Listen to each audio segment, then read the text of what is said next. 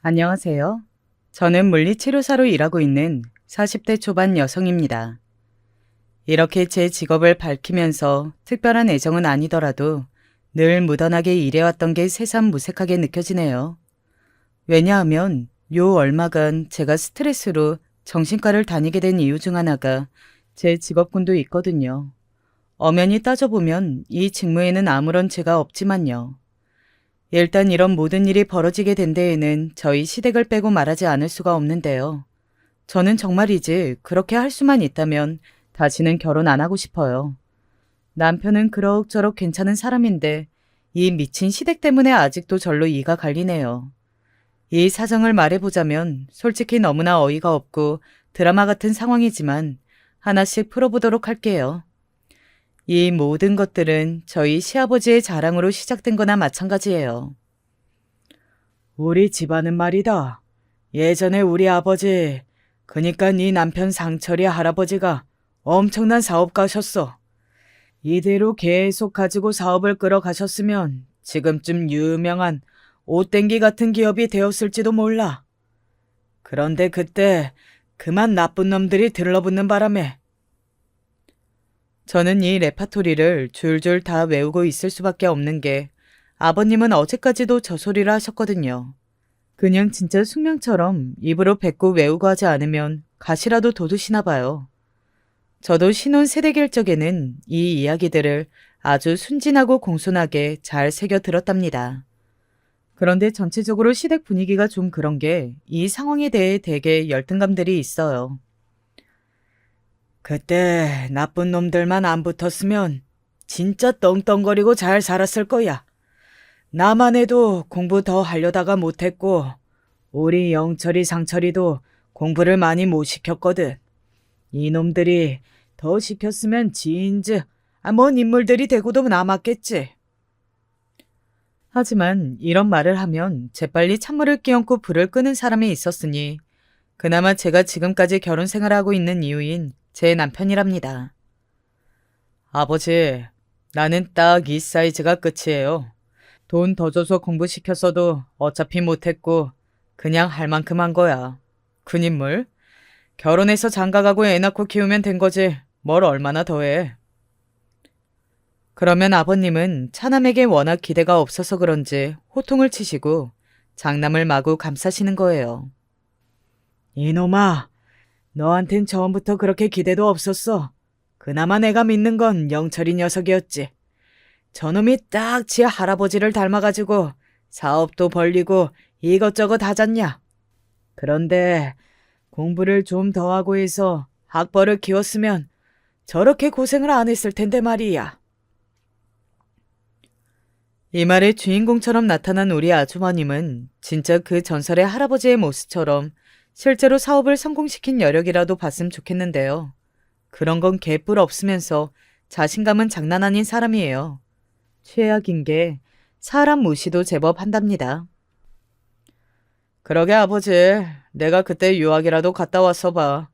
지금 이 잔조무래기들이랑 사업하고 앉았겠어. 진즉 자리 하나 꿰차고 다 덮어버렸겠지. 이렇게 말하는 동안에 왜 이 집에 남자들만 그득한가 하면 어머니는 일찍 돌아가셨어요. 사실 전 저희 시어머니 너무 안 됐거든요. 그나마 이 집에서 어머니 편은 둘째 아들인 우리 남편밖에 없었을 거예요. 내가 아버지나 형이랑 감정이 별로 안 좋은 이유가 있다니까. 형 저렇게 뺀질거리고 장난 컴플렉스 걸려가지고 아직도 저러고 살잖아. 장가도 안 가. 아직도 아버지한테 사업 투자금이라고 얼마씩 받아간다니까. 그걸 엄마가 옆에서 그렇게 난리를 치고 말렸어. 하지 말라고. 근데 부자가 쌍으로 미친 것 같아. 절대 말귀를 안 들어먹거든. 저희 어머니는 우리 결혼하기 5년 전쯤 암으로 돌아가셨는데요. 스트레스도 많고 우라병도 심하셨고 관직 타령하시고 허세 많으신 아버님 덕에 밖에서 그렇게 일을 다니셨대요. 엄마 진짜 안 한 게 없어. 순댓국집에서 서빙만 몇 년 했지. 식당에서도 오래 하고 나중에 조그만 가게 하나 얻어서 차리려는 걸 아빠가 쌍시짐 켜고 반대했어. 나도 모르겠어. 아빠는 모양 빠진다고 우리 집안에서 무슨 골목 나부랭이 식당을 하냐고 말렸다니까. 세상에. 그럼 아버님은 어머니가 벌어오는 돈을 같이 안 쓰셨어? 본인 수입으로 다 감당할 경제력이 되셨던 거야? 그게 됐으면 엄마가 나가서 일했겠어. 그랬을 리가 없지. 그냥 자존심한 장난 아니야. 그걸 형이 그대로 쏙 빼닮아가지고 엄마한테 돈 타내고 어쩌고 하다 엄마가 어느 순간부터 안 준다고 선언했지. 어머니 진짜 힘드셨겠다. 내가 뵌 적도 없는데 참. 그래도 둘째 아들은 어머니 편이네. 말 맞다나 남편은 그런 자기 엄마를 불쌍히 여겨서 엄청 쫓아다녔어요. 자기가 장가가는 걸 보셨어야 했는데 평생 인생에 낙이 없던 분이라 안타까워했답니다. 그래서 나 결혼하면서 식장에서 그렇게 울었던 거야. 아버지랑 형은 사내 새끼가 찔찔 짠다고 뭐라고 했지만 나는 그때도 진짜 결혼 후에는 이 둘이랑 안 엮이겠다고 결심했지. 그래 놓고서 이렇게 자꾸 부르고 오라고 하는 걸 다 거절 못하는 건 내 잘못이 크지만. 그래, 그건 좀 고쳐봐. 나도 아버님이랑 아주버님 어려워서 솔직히 아주버님은 어느 장단에 맞춰야 할지도 모르겠어. 저희 아주버님은 엄청 뺀질거리는 성격에 저한테도 실언을 하신 적이 몇 번 있었어요. 재수 씨는 그럼 학교 어딜 나왔어요? 병원에서 일한다고 들은 것 같은데 의사는 아닐 거잖아. 그쵸? 간호사랬나? 분명히 상견례 때 다 통성명하고 하는 일도 말했는데 이렇게 제대로 귀담아 듣지도 않는 거예요. 저는 물리치료사고요. 한방병원에서 일하고 있다고 말씀드린 것 같은데. 그건 그냥 누구나 할 수 있는 일 아닌가? 대학 안 나오고도 하던데. 내 친구 여동생도 고등학교만 졸업하고 한의원에서 일하는 거 봤거든. 아, 그나저나 재수 씨 한의원이 어디예요? 이때 저는 엄청 화들짝 놀랐어요. 설마 오려고? 이런 마음이 들었는데 아니나 다를까 한사코 저한테 한의원 이름을 받아가더니만 그 다음 주에 우리 한의원에 온 거예요. 어머, 아주버님, 여긴 어쩐 일로? 어디 아파서 오신 거 맞죠? 아파서 왔겠지. 그럼 뭐 다른 이유가 있겠어요? 여기 원장님이 침 좀 잘 놓나? 내가 고질병이라서 말이야. 허리가 아주 고장났거든. 아휴, 이때 저는 최대한 가족이라는 걸 들키기 싫어서 그냥 조용조용 넘겨가며 남편에게 재빠르게 연락을 했어요. 남편도 듣고 엄청 기겁을 하더라고요. 아, 진짜 왜 이러는 거야? 자기, 너무 신경 쓰지 말고 냅둬. 솔직히 내가 말한다고 듣지도 않을 텐데 다른 정형외과라도 알아보고 소개시켜줘야 하나? 하지만 남의 말을 귓등으로 듣지도 않는 그 위인에게 통할 리가 없었고요. 결국 여기서 아주 크게 정말 어마어마한 사단이 나고 말았답니다. 이 일을 막았더라면 뭔가 달라졌을까 지금도 생각이 많기는 해요. 아니, 아주버님, 진짜 이게 무슨 얘기예요, 다? 저희 원장님을 소개해달라뇨. 우리 원장님, 한의사예요. 아실 거 아니에요. 제 말에 아버님이 갑자기 치고 들어오면서 빽 하시는 거 있죠? 야, 세계. 너 그 말본새가 그게 뭐냐? 네 아주버님이 한의사 원장 소개시켜달라는 거지. 아, 그럼 뭐 누구 나불랭이를 해달라는 거겠어? 지금 네 아주버님 무시하는 거야? 그러게. 재수씨, 나 기분이 좀 안 좋네. 내가 물어볼 수도 있지. 뒷일은 내가 알아서 할 텐데 재수씨가 뭔데 벌써 자르려고 들어요? 순간적으로 제 속마음이 나와버려서 더 말하지도 못하고 멈추고 있었지만 정말 못 참겠더라고요. 참다 참다 입을 열었어요. 저기요, 아주버님. 아무리 우리 원장님이 홍기를 놓치시긴 했지만 그래도 되게 깐깐하시고 아니 아무튼요. 쉽지 않은 자리라고 생각해요, 저는. 그리고 어떻게 제 손으로 소개를 시켜드려요. 저는 못해요, 정말. 재수씨 진짜 깝깝한 사람이네. 내가 더 어쩌란 말은 안 할 테니까. 아, 그럼 원장님 번호만 나한테 넘겨요. 그건 할 수 있잖아요. 저는 이때 정말 속으로 얼마나 욕을 하면서 넘겼는지 몰라요. 남편 형이라서 그렇지 뭐 이딴 자식이 다 있지 진짜 하면서 참고 건넸는데요. 와, 정말 될 놈은 된다고 어떻게 일이 이렇게 되나요? 얼굴 뺀질뺀질하고 기생 오라비처럼 생겨서 키는 180이 넘고 대충 보여지는 허우대는 좋은 인간이거든요. 그걸로 또 얼마나 말을 구워 삶았던지 한의원 치료를 한 12회 끊어두고 얼마 안 돼서 데이트를 시작한 거예요. 남편은 저한테 거짓말하지 말라더군요. 거짓말이 아니야. 나 진짜 너무 불안해.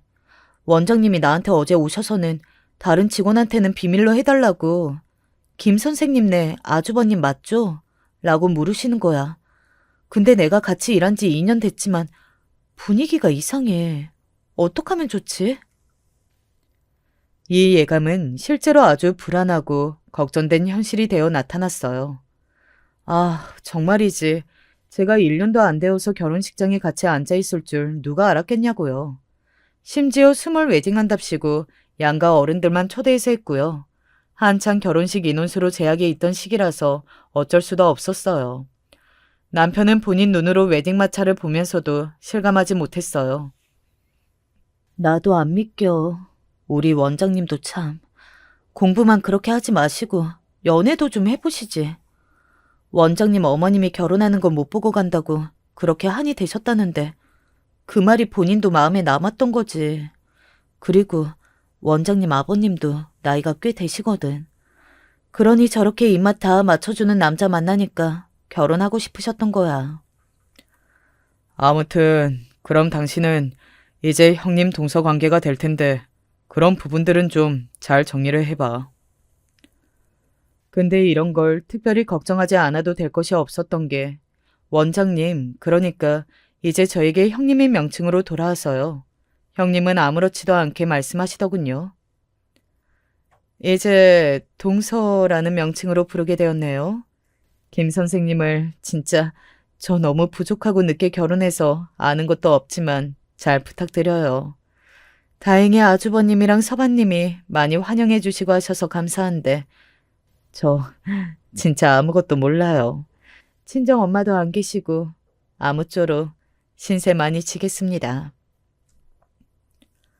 이 말을 들으면서 어쩜 이렇게 사람이 무디고 착한가 싶어 제가 다 걱정이 되고 눈물이 찔끔 나는 거 있죠. 아무튼 우리 한의원은 워낙에 유명하기도 하고 환자들이 엄청 많아요. 그래서 본인 신혼여행도 제대로 즐기지 못하고 돌아오셨는데요. 그 뒤로 아주버님은 또 한동안 바쁘게 살더라고요. 한의사 아내를 얻었으니 나도 열심히 살아야지. 사업하던 거 더 확장시키고 제대로 풀어나갈 생각이야. 그래, 아주 우리 집에 제대로 복덩이가 굴러 들어왔다. 영철이 너는 될 놈이라니까. 장가도 잘가 사업도 잘해. 아주 네 모습만 보면 그렇게 네 할아버지 생각이 난다니까.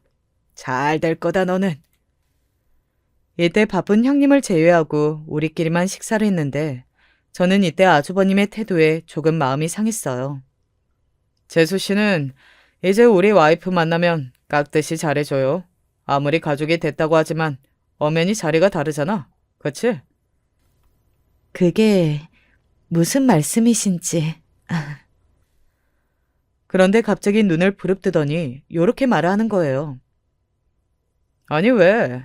재수 씨도 나보고 어디 한의사를 소개시켜달라고 하냐고 완전히 개무시했잖아.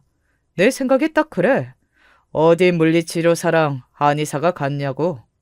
그냥 순서 따라 살자. 이런 말이죠. 뭔 말인지 알죠? 형, 왜 그래 이 사람한테? 우리 와이프한테 형수님 연락처 받아가지고 만나서 잘했잖아. 따지고 보면 와이프네 병원에 왔으니까 만난 건데 좋은 게 좋은 거지. 자꾸만 그렇게 말할 거야? 야, 너는 쥐뿔도 모르면 빠져. 형 말하잖아. 아, 이때 저는 분위기가 더 험악해지는 게 싫어서 일단은 수긍했지만요. 정말 마음이 좋지 않더라고요. 이때 나오면서도 남편은 엄청 씩씩거렸어요. 형 진짜 예전부터 마음에 안 들고 영 끊고 싶었는데 저 따위로 나오는 거 보니까 너무 화가 나네. 아버지도 너무 심하고 말이야. 아, 이러다가 남편도 뭔가 일을 내면 어떡하나 싶어서 괜히 노심초사하게 되었어요. 그러다 보니 시실콜콜 일어나는 일들에 대해서 남편에게 말을 못하겠더라고요. 에이, 별일 없겠지. 저 때만 좀 참으면 괜찮겠지 싶었지만요. 이것 또한 아주 큰 오산이었더라고요. 이미 아주버님 쪽에서는 방아쇠를 당긴 셈이라고 해야 할까요? 전형적인 갑을 관계에서 이제 갑질의 총구를 당긴 거예요. 저는 그걸 그대로 당하고 참아내던지 아니면 같이 방어하고 싸우던지 그럴 상황이었더라고요. 왜냐면 이후부터 아주버님이 다시 새롭게 등장하기 시작했거든요. 그 무대는 다름 아닌 저희 한의원이었어요. 사실 이때 아버님까지 오신다는 걸 남편이 말렸어요. 형은 그렇다 치고 아버지가 시아버지랍시고 자꾸 형수님네 들락날락거리면 어떡해?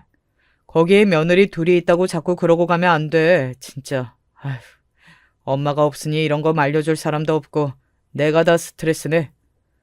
내가 한의사 며느리를 들였는데 마음대로 오고 가지도 못하냐? 이놈 웃긴 놈이네. 남편은 한숨을 훅 들이키더니 아버님께 크게 세기를 박았고 아버님은 그 말에 눈이 흔들리시더라고요. 아버지, 사자 직원 며느리 좋다고 자랑하더니 아버지 때문에 다시 잃게 되면 괜찮겠소? 그 귀한 장남이 참도 가만히 있겠다. 이 말에 움찔하신 아버님은 결국 한번 드나들려던 욕망을 낮추시고 포기하셨어요. 하지만 아주버님은 멈출 수가 없었나 봐요. 그 아버지의 그 아들이라고 해야 하나? 본인은 한의사 남편이니까 명분이 있다고 생각했나 봐요. 저도 말 안 하려고 했는데 남편한테라도 하소연해야겠더라고요. 되게 웃긴 거 말해줄까? 나한테 심지어 재수 씨라고 부르지도 않으신다? 똑같이 김 선생님이라고 하시는 거 있지? 우리 한의원에 나랑 형님이 이런 관계가 된 거 모르는 직원분들이 더 많거든. 뭐? 와, 형 진짜 웃기네. 아니, 재수 씨라고 안 부르는 건 어쩔 수 없다 치고 거기 가서 뭐 하는데? 말도 마. 솔직히 오시는 것도 하루 이틀이지. 요즘 한 주간 5일 중에 2, 3일은 꼭 온다니까. 이제 실장님이랑 직원들도 원장님 남편이랍시고 인사는 하는데 별로들 안 좋아해. 막말로 정말 누가 좋아들 하겠나요? 원장 남편이랍시고 와가지고는 같이 데스크 쪽에 서서 둘러보고 앉았고 1층 대기실 소파에 같이 앉아있고요. TV 보고 잡지 같은 거 들춰보고 누가 문의하면 본인이 대답을 한다니까요. 아, 힘드셨구나, 할머님. 아, 그쵸. 네네. 저희 한의원이 입지가 좋은 편이라 할머님들이 많이 오시더라고요. 허리가 안 좋으시다고요? 여기 원장님들 3분이 있으니까 다 잘 봐주실 거예요. 그중 대표 원장이 제일 잘 보는데 워낙 예약하기 힘들어야죠. 이런 말들을 계속하고 앉아있으니 몇몇 분들은 진짜 아주버님이 무슨 총괄 실장님 같은 이미지로 생각했나 봐요. 나중에는 저 말고도 다른 직원들도 좀 쉽게 부르더라고요. 야, 김간호사, 여기 할머니 좀 부축해드려야죠. 그냥 혼자서 들어오시게 하면 어떡해? 할머님, 여기 오셔서 잡으세요. 네네. 아니, 얼른 안 오고 뭐해요? 아, 참. 안에서 새는 바가지 밖에서도 샌다고 어쩜 저렇게 나와서도 적거린 건지 정말 이해가 안 갔어요. 심지어 이때 형님이 강의가 있어서 자리를 비우면 본인이 원장인 양 데스크에 앉아 있었답니다. 이건 다른 간호사들한테 들은 얘기인데 이들도 슬슬 말들을 하더라고요.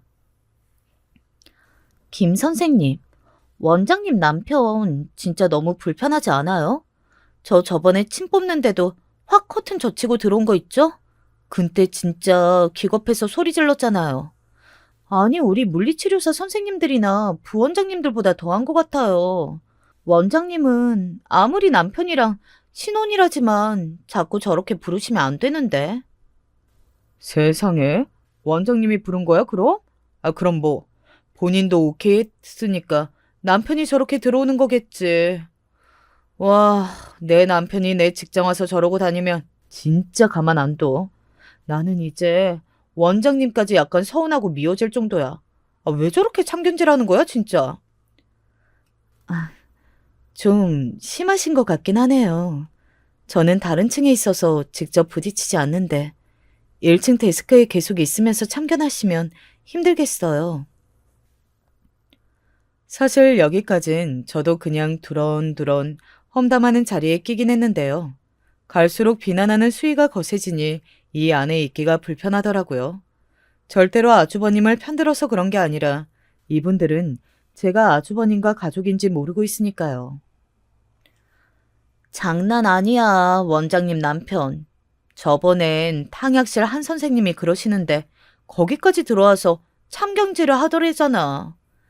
근데 되게 여우같이 말을 하는 거야, 남정네가 말이야. 네? 여우같이 말한다는 게 뭐예요? 이 부분은 저도 궁금해서 흥미가 생겨 물었는데요. 확실히 아주버님은 보통 내기가 아니었어요.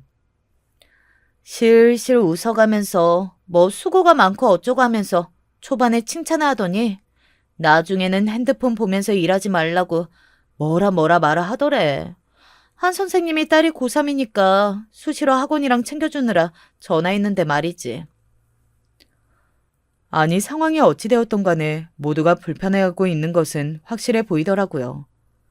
아이고, 너무들 불편하시겠네요. 저도 뭐 마찬가지이긴 하죠. 근데 그걸 누가 원장님께 말을 할 수도 없고, 그쵸. 저러다가 적당히 발길을 끊으시길 바랄 수밖에 없잖아요. 대충 이렇게 얘기를 맺었는데 그 일주일 뒤 금요일 저녁 다 같이 회식이 있었는데요. 아니나 다를까 그날도 아주버님은 오셨답니다. 근데 말이죠. 하필 이때 형님이 너무 아무렇지도 않게 본인 남편을 옆에 앉히고 다정하게 식사를 하시는 거예요. 그러니 간호사분들 실장님이나 부원장님도 수근수근 반응이 안 좋았어요. 김 선생님, 저거 좀 봐요. 우리 원장님은 너무 순둥이라서 모른다니까. 저렇게 뻔대고 계시고 직원들한테 참견질하는 거 왜 모르시지? 나는 진짜 내년에는 다른 데 갈까 생각 중이에요. 여기 얼마나 편하게 다녔는데 원장 남편 때문에 시집살이하는 기분이에요. 그러게요. 많이 불편하네요. 그쵸? 저는 더 거들지도 어쩌지도 못하고 있던 차에 갑자기 저는 엄청난 재난 상황에 처하게 되었답니다. 정말 뜬금없게 아주버님이 순간적으로 제 신분을 노출시켜버린 거예요. 아, 재수씨, 여기 한잔 하시죠. 얼른 받아보세요. 이 말에 정말 그 자리에 있던 모두의 얼굴에 물음표가 차르르 떠올랐어요. 무슨 약속이나 한 듯이 사람 얼굴이 그렇게 물음표로 느껴지긴 처음이었답니다. 네? 뭐라고요? 김 선생님이 원장님 남편 재수 씨? 그렇다는 건 어머머 세상에 뭐예요? 김 선생님 왜 말을 안 했어요 진짜? 어머머 미쳤다 진짜. 다들 이때 아주 기겁하고 놀라서는 어쩔 줄 몰라 하는 거예요. 심지어 제 옆에 간호사는 제 팔뚝을 연신 쳐대면서 배신이라고 어떡하냐고 난리가 났어요. 뭐야. 우리가 그렇게 원장님 남편 욕을 자기한테 했는데 게다가 원장님도 답답하다고 엄청 말했는데 자기 그런 거 다 말하고 다닌 거 아니지? 세상에 그런 얘기 해줄 법도 했잖아. 왜 말을 안 해? 진짜 너무하다 자기. 아, 저는 이때 얼굴을 양손으로 부여잡고 진짜 어디라도 도망가고 싶더라고요. 여기서 굳이 형님 동서 관계로 오픈하지 말자고 했던 건 형님과 아주버님 본인들이었어요. 저는 돌아와서 형님께 슬쩍 말을 했고 형님도 뒤늦게 알고 놀라더라고요. 어머, 이 사람이 그렇게 말을 했어요? 그래서 아까 밥 먹는 중에 그쪽만 소란했구나. 나는 전화가 와서 제대로 참여를 못 해가지고 몰랐는데. 아이고, 그럼 어떡하지? 그래도 뭐 많이 불편한 건 아니죠? 이 사람은 동서한테 친근감 표시하고 싶었나 보다. 우리 가족이라고. 글쎄요. 그런가요? 아무튼요. 그렇더라고요. 전혀 아닌데 본인 남편에 대해서는 제가 더 잘 아는데 말이죠. 하여간 형님은 너무 순진하게 반응을 하셨고 그냥 얘기를 접었어요. 하지만 그 뒤로 저는 또 다른 가시밭길을 걷게 되었답니다. 안 그래도 불안불안하긴 했지만 주말을 지내고 월요일 날 출근을 했을 때 전 절망하게 되었어요. 안녕하세요, 이 실장님. 오늘도 수고 많으십니다. 그래요. 뭔가 이상한 반응들이 돌아오는 게 미심쩍었던 저는 기분 탓인가 으슥거리고 들어갔는데요. 내부로 들어가서 만난 간호사들, 부원장님 등 모두 만났는데 다 같은 반응이더라고요. 다들 심드렁하고 쌀쌀맞게 저를 맞이하는데 점심 먹을 때는 이 분위기가 더 심해졌어요. 결국 못 견디게 된 저는 남편에게 전화를 걸었어요. 나, 진짜 미치겠어. 진짜 어떡해? 분위기 너무 싫다, 정말. 암만 생각해도 금요일 저녁 회식 때 내가 아주버님네 재수시라는 거 걸려서 그런 것 같아. 다들 나한테 아주버님 욕을 그렇게 했는데 내가 다 불어버릴 거라고 생각했겠지. 아니면 속으로 음흉한 생각하면서 들었다고 느끼나 봐. 눈도 안 마주치고 대답도 안 해. 너무 불편해, 정말. 아이, 참. 어쩌다가 상황이 그렇게 된 거야? 진짜 형 때문에 이게 뭐냐고. 멀쩡히 잘 다니던 병원 아니야. 남편 말처럼 저는 여기에 무척 만족하면서 잘 다니고 있었는데 이런 숨막히는 상황은 처음 겪어봐요. 보다 못해 그나마 친한 간호사를 불러 할 얘기가 있다고 했는데요. 역시 좋지 않은 반응이 돌아왔답니다. 솔직히 나도 김 선생님이랑 그나마 가깝게 지냈으니까 말하는 거지만 그날 너무 배신감이 컸어. 원장님이랑 형님 동서 사이라는 거잖아. 그럼 우리가 최근에 짜잘하게 원장님이며 형님 얘기를 얼마나 했는데 중간에라도 말해줘야 되는 거 아니야? 그게 저도 그러고 싶었지만 사실 제 뜻이 아니라 원장님도 밝히지 않고 일하길 원하셨거든요. 그거야 뭐 이해해. 원장님도 원하진 않았겠지. 자기를 탓하는 건 아닌데. 하지만 다들 몸을 사리게 되는 거야. 말들은 저렇게 해도 여기 복지가 좋은 편이니까 오래 일하고 싶어 하는 사람들 많거든. 자기를 피한다기보다 그냥 속 시끄럽고 불안해하는 거라고 이해를 해줘. 저는 이때 화들짝 놀라서 이렇게 말을 했어요. 혹시나 해서 드리는 말씀이지만 오해하지 마세요. 저는 절대로 얘기하지 않을 거예요. 저도 형님이나 아주버님이랑 편하지 않아요. 자주 보지도 않고 왕래도 안 하고 이렇게 말씀드리면 좀 그렇지만 저기 아주버님은 저도 편하지 않고 대화도 잘 안 해요. 이때 저도 꽤 용기 있게 뱉었고 이렇게 말해도 되나 싶었지만 그 말에 간호사는 고개를 절레절레 젓더라고요. 됐어. 자기 너무 그렇게 무리하지 않아도 돼. 여자가 시댁 하나만 신경 쓰는 게 얼마나 머리 아파. 괜히 여기까지 신경 쓰고 고생하지 말고 우리 일들은 잊어. 다들 일하기 바쁘잖아. 열심히 일하면서 제모 찾아가면 되지. 말씀은 이렇게들 하셨고 그나마 이분을 통해서 제 입장이 전해지고 다들 누그러지긴 했는데요. 저는 정말 마음속에 가시가 아주 뾰족하게 돋아나서 너무 불편한 상황이 되었어요. 하지만 아주버님은 이런 정황은 전혀 모른 채 여전히 병원을 드나들었고 그러니 직원들이 한숨 쉴 때마다 눈치를 보게 되더라고요. 형님께 말을 해볼까 하다가 엄두가 안 나더라고요. 하다못해 친정 엄마에게 상담했어요. 엄마, 나 진짜 너무 눈치 보이고 힘든데 이제 직원들까지 쉬쉬하고 내 눈치를 본다니까. 나도 그들과 똑같이 아주버님 싫어하는데 말이지. 왜 이런 상황에 처해야 하는 건지 진짜 모르겠어. 너무 싫다니까. 근데 이때 엄마가 현명한 답을 주시더라고요. 너 그렇게 스트레스 쌓이고 힘들면 어쩔 수 없잖아. 그 한의원 간두고 다른 데로 옮겨. 그 사이에서 네가 지금 할 수 있는 게 뭐가 있어? 해결할 게 아무것도 없잖아. 거기 아니면 돈 벌 곳이 없는 것도 아니고. 이 말에 저도 무릎을 탁 쳤고 고민하게 되었답니다. 그런데 이 사실에 대해 형님이 어떻게 생각하실지 모르겠네. 아주버님이랑도 더 힘들어질 것 같아. 아닌가? 신경 안 쓰려나? 사실 정작 아무 문제는 없을 텐데 남편은 저 못지않게 심각하게 받아들였어요. 야, 형이 이런 걸 알아야 되는데 진짜 어떡하지? 이러다가 당신까지 그만두게 되면 일이 커지잖아. 그만두지 마. 당신이 왜 간도? 씩씩거리는 남편을 보니 이대로는 안 될 것 같아서 저는 결국 실행에 옮기게 되었답니다. 몰래 몰래 다른 곳에 지원을 했고 시간을 내서 면접일까지 약속을 받아놨어요. 그걸 기다리고 있던 중 저는 정말 이직에 대한 확신이 강렬해지더라고요.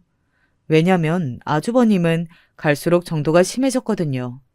교묘하게 우리 남편이 늦고 형님이 늦으시는 날만 저를 부려먹는 거예요. 재수 씨, 이 집에 둘이나 늦게 오니까 아무래도 재수 씨가 일찍 와서 음식을 좀 해야죠. 늙은 아버지가 그걸 혼자 다 할 수는 없잖아. 간단하게 뭐라도 좀 만들어서 준비를 해요. 우리 집이 제사가 있길래 뭐래. 아버지가 의사 며느리랑 같이 밥 먹자고 자리 만들었는데 의사 며느리가 와서 밥할 순 없잖아. 생각해보면 저도 참 바보 같아요. 어떻게 저런 말을 듣고 꾹꾹 혼자 참고 남편한테 말 안 하고 그냥 했었을까요? 아주버님이 당신 너무 세 보이고 못됐고 강자로 보이니까 참았나 봐요. 그리고 이직도 생각하고 있었고요. 근데 이날 늦게 온 형님은 뒤늦게 설거지라도 본인이 하겠다고 했는데 아버님이 또 말리시는 거예요. 어허, 엄연히 서열이 있고 자리가 다른데 당신은 하지 마. 이건 재수 씨가 원래 하던 일이야. 그냥 편히 맡겨. 이미 준비도 다 했는데 지우는 게 뭐가 힘들어. 아이 참. 그럼 당신이 같이 돕던가. 동서 오늘 퇴근하자마자 이리로 와서 고생한 거잖아. 내가 이 정도는 할 수 있어. 이때 같이 설거지를 하는 동안 저도 모르게 마음이 약해져서 힘겹게 말을 꺼냈는데요. 이쯤 되면 형님 정도면 받아주지 않을까 싶었는데 너무 의외였어요. 아, 저 사람 오는 게 불편했구나, 동서. 그런 줄은 몰랐네. 근데 직원들도 힘들어한다고? 그래서 동서 생각은 어떤데? 어머머, 그래서 이직 생각을 하고 있는 거야? 여기까지 말했음 다 말했다 싶어 저도 침을 꿀꺽 삼키고 있는데 돌아오는 반응은 참 김이 빠지더라고요. 그런데 저 사람 성격 동서도 어느 정도 알지 않아? 사업가 스타일이라 대쪽 같기도 하고 결혼할 때도 내가 엄마 없이 아빠랑만 살아온 거 안타깝게 생각하고 본인도 사업해봤으니 잘 알아서 내가 한의원 혼자 운영하는 것도 신경 써주고 싶어 했어. 이쪽 일을 잘 모르는 사람이라 서툴긴 하지만 너무 나쁘게 보지만 말고 동서가 좀 도와주면 안 돼? 우리가 이런 관계가 된 것도 인연이잖아. 하여간 배운 사람이라 그런지 이렇게 상황을 유하고 부드럽게 아주 스리스쩍 아무렇지도 않게 설득을 잘 하시더라고요. 저도 듣는 중에 진짜 우리 아주버님을 무슨 사고 뭉치지만 정말은 꾸러기 정도의 사람으로 착각할 뻔했어요. 하지만 그 말에 돌아서서 아주버님을 다시 쳐다보니 절 보고 뭘 보냐는 듯 쏘아보는 그 눈빛에 다시 정신을 차렸어요. 결론은 형님은 아직도 눈에 콩깍지가 씌어서 자기 남편을 제대로 못 보는 거예요. 결국 이 이상 형님에게 아주버님 얘기를 할 수는 없게 되었고요. 전 혼자 터지는 속을 안고 면접 일만 기다리고 있었어요. 그리고 남편에게도 선언했고요. 결국 그렇게 하겠다고? 아, 그래. 내가 누구 걱정을 하겠어. 나도 지금 회사 정치판 줄에 잘못 서서 죽을 것 같아. 돈 벌어 먹고 사는 게 이렇게 힘든데 형은 어디서 저렇게 돈이 남아 돌아서 한량처럼 사는 걸까? 그냥 당신 하고 싶은 대로 해라. 복잡한 일 하나라도 줄이자. 그래서 저도 천천히 알아봤고 면접도 받고 그냥 몇 군데 돌아다녔는데요. 다행히 감사하게도 두어 군데에서 저를 좋게 봐주셨고 결정 여부는 제 쪽으로 건너왔더라고요. 그리하여 저는 마음을 굳혔고 결국 형님에게 말을 했어요. 아이고, 동서, 많이 서운하네.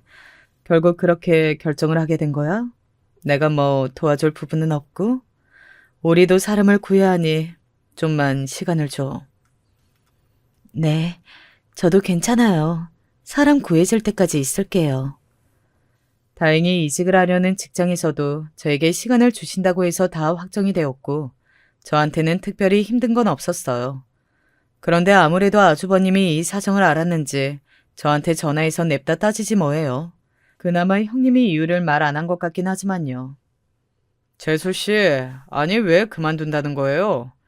여기 계속 있으면 우리 와이프 자리 잘 잡고 더 확장하게 도와줘야지. 안 그래도 물리치료사들 잘 구해지지도 않고 갑갑해 죽겠는데 왜 그만두려고 해요? 아, 그러지 말고 다시 물러요. 뭐 돈 더 올려달라고 시위하는 건 아니고요. 아주버님, 그냥 제가 개인적인 이유로 일하는 시간도 조절해야 해서 옮기는 거예요. 저도 저 나름대로 공부하고 시간 확보해야 해서 어쩔 수가 없어요. 거참, 재수 씨 진짜 마음에 안 드네. 뭐만 하자 하면 사람이 매사 거꾸로 간다니까. 대체 왜 그러는 거예요? 이러더니 글쎄 전화를 뚝 끊어버리는 거예요. 와, 정말 열받더라고요. 그리고 그 다음 주 연차를 내고 저는 남편과 기분 전환할 겸 당일치기로 강원도 쪽에 가기로 했어요. 근데 하필 당일날 아침 다른 직원에게 전화가 온 거예요. 김 선생님, 진짜 미안한데 박 선생님 애가 새벽에 열이 펄펄 끓었대. 오늘 진짜 환자들 많고 물리는 날인데 정말 정말 너무 미안하지만 와주면 안 될까? 우리 오늘 아무래도 대책이 없어. 물리치료 쪽은 누가 메꿀 수도 없잖아, 지금.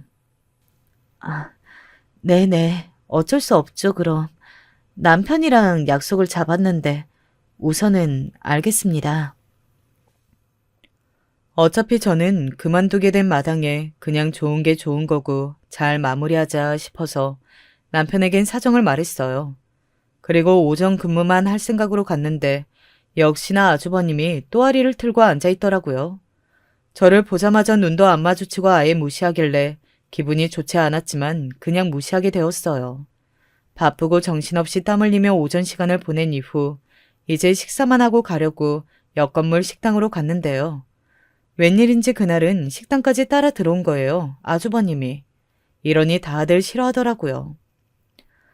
으유, 자기 아주버님이랬나? 식당까지 왜 들어와서 저렇게 대왕 자리에 앉아가지고 밥을 먹는 거야? 사람들 불편해하잖아, 다들. 아, 너무 싫다, 정말. 이 간호사분도 제가 그만두는 거 알아서 이후로는 말 편하게 하시긴 했는데요. 하여간 너무 놀라웠어요. 식판 받아서 반찬 이것저것 뜨고 있는데 갑자기 아주버님이 또 시비를 거는 거예요. 재수 씨, 오전 근무만 하고 간다더니 밥을 먹고 가려고요? 하여간 하나부터 열까지 다 챙겨서 가네. 이 말에 저는 슬쩍 짜증이 나서 대충 고개만 끄덕이고 대답도 안 하고 확 움직였어요.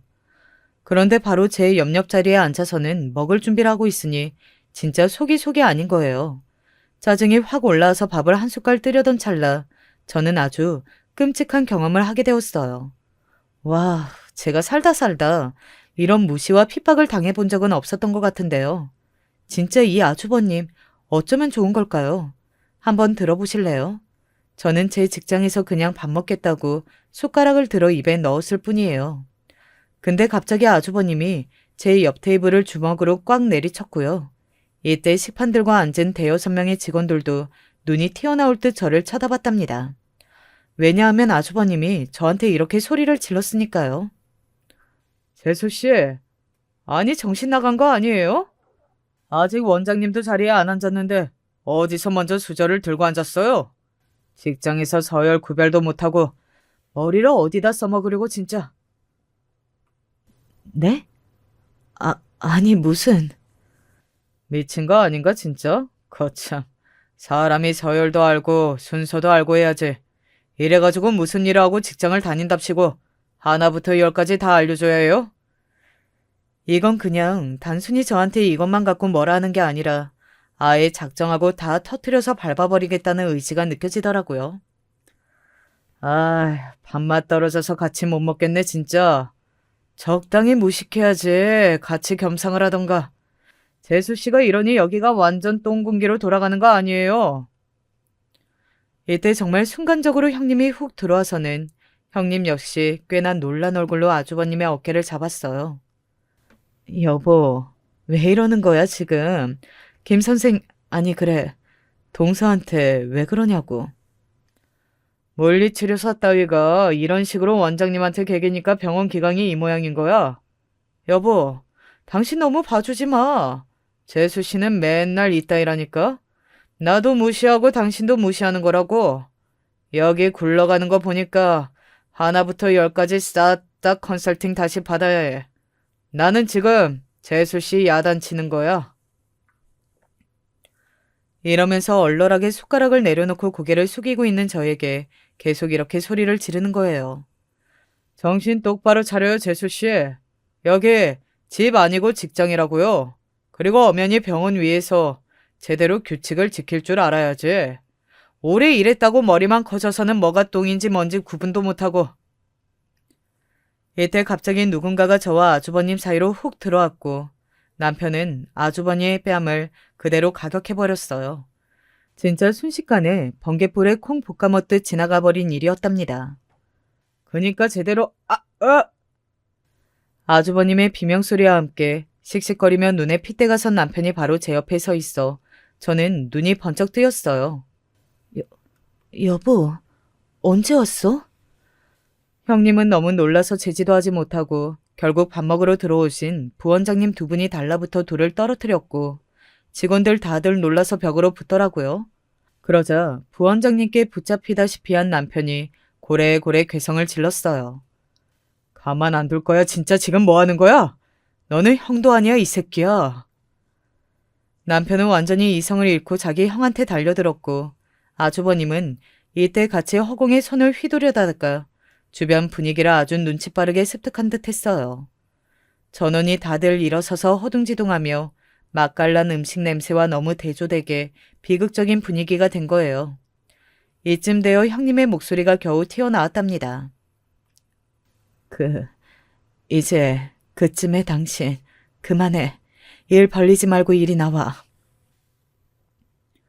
형님은 목소리가 심히 떨렸고 저도 이때 결국 똑같이 소리 질렀어요. 잘 됐어요. 저도 이제 말할게요. 저 아주버님 때문에 한의원 그만두는 거예요. 이 말에 형님은 눈이 엄청 커졌어요. 이런 사실을 말해서 더 일이 안 커지게 하려고 참았던 것 같았거든요. 어쩔 수 없어요. 아실 건 아셔야 하니까. 아주버님이 하도 이렇게 한의원 오셔서 드나들고 참견하시고 직원들한테도 뭐라 하고 저한테도 막말하시고 일할 환경이 안 돼요. 원장님이랑 다 좋은데 아주버님이 힘들어서 그만두는 거예요. 이러니 아주버님은 빠르게 주변 눈치를 살피며 얼굴이 시뻘개져서 엄청 수치스러워 하더군요. 재수씨, 아니 됐어. 일단은 아니. 입 다물. 아니, 그만해요. 나가서 얘기하자고. 나가서 얘기를 하긴 뭘 얘기하는데요? 지금요, 여기 직원들 밥도 못 먹고 나가고 있잖아요. 다들 아주버님 때문에. 아주버님 때문에 그만둔다고 난리예요. 정말 여기 땡땡 한의원 생각하신다면요. 여기 발길을 끊으시던지. 이 말에 아주버님은 핏대 올리면서 막 삿대질을 하더라고요. 이야, 재수씨 진짜 안 되겠네. 상철이랑 그만 살 거야? 나한테 그따위 말하고 우리 집 드나들 수 있을 것 같아? 그러자 남편이 반대편에서 뭐라고 고함을 지르는데 잘 안 들렸고 저는 계속 말을 했어요. 뭐라던 제가 왜 아주버님이 지시하는 대로 살아야 하나요? 일단요, 정말 여기 원장님 생각하시면 발길을 끊으시던지 아니면 원장 남편 역할을 관두시던지 하세요. 지금 형님만 모를 뿐 누가 고양이 목에 방울을 달지 눈치만 보고 있었어요. 이대로는 저를 시작으로 해서 다들 그만둘 거예요. 아주버님이 그거 채워놓을 수 있으세요? 그러자 이때 쭈글쭈글 눈치를 보며 남아있던 한두 명 중 애엄마이신 간호사분 한 분이 겨우 입을 여셨어요. 저도 같은 마음이에요, 원장님. 저기 다들 말을 못하고 있고 그럴 뿐이지 불편한 건 똑같아요. 이러니 여러모로 심히 민망해질 수밖에 없었던 형님은 뭐라고도 말을 해서 상황을 정리해야 했어요. 결국 이렇게 답하시더군요. 그래요. 이제 이 사람은 한의원에 나오지 않도록 얘기할게요. 다들 신경 쓰게 해서 죄송하고 일단 식사들 하세요. 저기 우리는 일단 좀 나가요. 이쪽으로 나오세요. 이러니 결국 부원장님들도 원래대로 자세를 고쳐앉고 식사하실 준비들을 하시고 형님과 아주버님, 저와 남편은 밖으로 나갔어요. 이날 남편이 왜 갑자기 들이닥쳤나 했더니 점심때 되어 제가 여기서 밥 먹는다는 걸 알고 데리러 왔던 것이더라고요. 그러다가 그 꼴을 보게 된 거고 도저히 참을 수 없었던 거예요. 그리고 이렇게 4시 건물 앞에 나왔고 여기서 형님은 아주 빠르고 조근조근하게 아주버님에게 말하더군요. 아주버님은 이때 씩씩거리며 저희 남편에게 손을 확 들어 뭔가 하려던 차였는데 그걸 바로 제지했어요. 그쪽 말고 이쪽이랑 얘기를 해 당신. 저기 호의는 알겠지만 당신 사업한다는 사람이 당신 일과 내 일은 분명하게 구분은 해야지. 컨설팅이니 그런 내용 다 좋지만 나는 그냥 내가 하던 대로 해야 해. 이미 오늘 분위기만 봐도 당신은 이제 여기 올 수 없어. 그리고 결론은 당신으로 인해 나는 아주 힘들어졌어. 그러면서 형님은 골이 아파 죽겠다는 얼굴로 머리를 부여잡고 있었어요. 아주버님은 뭐가 그렇게 억울한지 아주 초상치른 얼굴이더라고요. 잘난 한의사 부인한테 타박받은 게 속상한 건 아닐 거고 그냥 여기 드나들며 사업장 대표인 양 부리려던 노릇을 못하게 됐잖아요. 그게 그렇게 억울했나 봐요. 아주버님은 성질을 내지도 못하고 우물쭈물 거리다가 차 타고 바로 사라졌고요. 형님은 저 보고 바로 퇴사 처리를 해주겠다고 하시더군요. 어차피 동서도 새로운 곳 가야 하는데 여기 묶여 있었던 거고 뒷일은 내가 알아서 할 테니까 걱정 안 해도 돼. 저기 별달리 할 말이 없어. 또 와서 출근하고 얼굴 보기도 힘들 거 아니야. 오늘까지만 일해주면 돼. 급여는 정산해줄 테니까. 고생했어, 동서. 이렇게 일을 확실히 처리하고 사람 관계도 원만하던 형님이 속은 얼마나 앓고 있을지 상상이 안 되더라고요. 솔직히 제 코가 석자라 그런 걸 생각해 볼 때도 아니었고요. 그런데 저도 그때 그만두고 나와서 알게 된 얘기인데 추가적인 폭로가 더 있어서 형님과 아주버님 사이는 엄청 위태해지게 되었어요. 간호사분께 들은 얘기인데 꽤 충격적이더라고요. 한 선생님이 못 참고 그만 실토했어. 그날 그런 일이 있었다고 하니까 더 못 참겠나 봐. 전에 지인 몇 데리고 와서 할인해달라고 하고 원장님한테는 따로 말할 필요 없다면서 은근히 비밀을 요구했거든. 원장님 봐서 해드리도록 했다는데 솔직히 안 내키는 일이었잖아. 결국 원장님도 듣고 엄청 난감해 하셨다더라고. 결국 이렇게 연이어 터지는 폭로전에 부부 사이는 안 좋아졌고 참 알 수 없는 코미디인 게 왜 아버님은 저한테 전화해서 난리를 치시는 걸까요? 영철이한테 네가 한 짓거리 아주 잘 들었다. 학벌도 모두 안 되는 게 이 집에 들어와서 우리 아들들 신세를 네가 다 망쳐놓는구나. 영철이 저러다가 한의사 마누라랑 헤어지면 네가 책임질 거냐? 책임질 거야? 네가 얼른 쫓아가서 다 수습해놔. 수습하라고. 이러니 저는 정말 이판사판이라 이참에 아버님과 영끈을 각오하고 말씀을 드렸어요. 아버님, 저 진짜 너무 모욕적인 말씀을 들은 것 같은데요. 제가 그동안 좋게 해결하려고 했는데 안 되겠네요. 왜요? 제가 아들 신세를 망친다고요? 저보고 쫓아가서 수습하라고요? 제가 그냥 참고 있던 내용 형님께 다 불어서 이 꼴 저 꼴 다 보시는 게 좋으시겠나요? 저도 사람이고 감정이 있어요. 아주버님이 저한테 함부로 하신 것들 가만히 참고 넘기니까 우스워 보이시나요? 제 말에 아버님은 움찔하며 자기 아들은 잘못한 게 없다고 계속 하시더라고요. 그렇게 자신 있으시면 제가 형님 만나서 뭔 소리를 해도 가만히 있으세요. 그럼 큰아들이 평소 얼마나 작은 며느리를 무시하고 함부로 했는지 마누라 한의원 갖고 얼마나 으스댔는지 다 얘기할 테니까요. 판단은 형님이 하시겠죠. 그러자 아버님은 일순간 조용해지셨고요. 저는 이날 이후로 2번 다시 아주버님과 아버님과 서로 목소리를 들을 일은 없게 되었어요.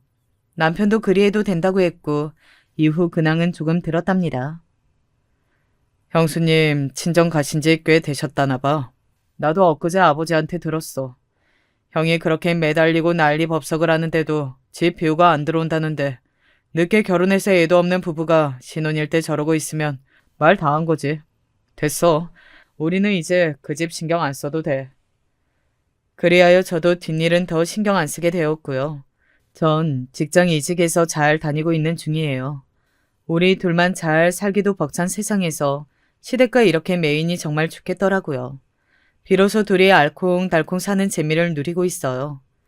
이 이야기를 들어주시는 많은 분들은 안 그러시겠지만 부디 아들 며느리 혹은 동생과 재수씨 혹은 형과 형수님에 대해 너무 큰 관심 안 갖고 사셨으면 좋겠어요. 그러다가 멀쩡한 가정이 깨질 수도 있는 거니까요. 아무튼 저는 이제 좀 편하게 살고 싶어요. 제 얘기 들어주셔서 모두 감사합니다. 안녕하세요. 곰곰이 생각해보다가 저에게 있었던 일, 겪었던 일을 사연으로 만들어 보면 어떨까. 그래도 좋겠다 싶어져서 도전을 해보게 되었어요. 저는 서울의 어느 동네에 살고 있는 평범하고 평균적인 30대 여성이에요. 여타 다른 사람들처럼 열심히 스마트폰을 손에서 놓지 않은 채 끼고 살아가고 있고요.